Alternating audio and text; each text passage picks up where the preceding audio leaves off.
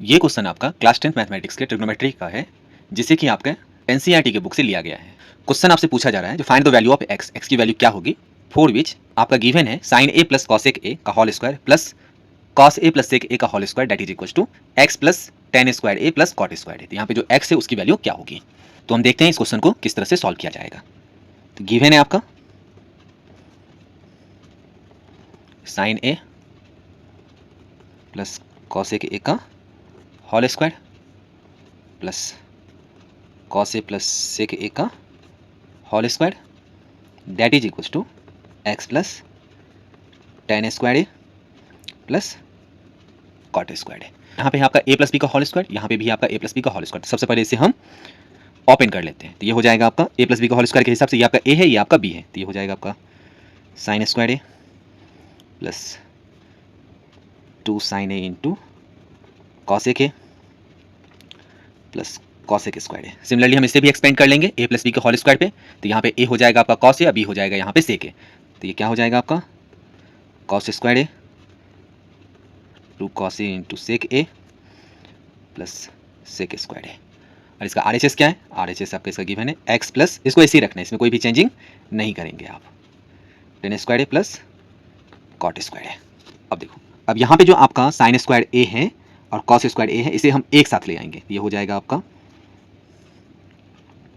Sign square a plus cos square ए। अब देखो यहाँ पे जो आपका sign A into cos A के, तो हमें पता है जो साइन ए का रेसिप्रोकल होता है आपका कॉस ए के। तो अगर आपको फॉर्मूला पता है जो आपका साइन ए इंटू कॉस ए बराबर 1 होता है तो ठीक, नहीं तो आप क्या करोगे, इसे सबसे पहले कन्वर्ट कर लोगे। ये हो जाएगा आपका 2 साइन ए इंटू 1 अपॉन साइन ए। अब यहाँ पे है आपका कॉसेक स्क्वायर है और इस कॉट को मैं इधर ट्रांसफर कर दे रहा हूँ। तो ये हो जाएगा आपका कॉसेक स्क्वायर है, इस कॉट को मैं इधर ले आऊंगा तो ये प्लस है, तो इधर आकर के ये माइनस हो जाएगा। अगेन यहाँ पे है आपका 2 cos a इंटू सेक है, तो मुझे पता है सेक को हम लिख सकते हैं 1 अपॉन कॉस ए। तो इसे हम लिख लेते हैं 2 into cos A into 1 upon cos A. इस सेक को मैंने कन्वर्ट कर लिया। अब देखो इधर बचा आपका सेक स्क्वायर है, अब इधर है आपका tan स्क्वायर है। अब इस tan स्क्वायर को हम इधर ले जाएंगे तो प्लस का tan स्क्वायर उधर जाएगा तो माइनस का tan स्क्वायर हो जाएगा। ठीक है, लास्ट में बच गया आपका x।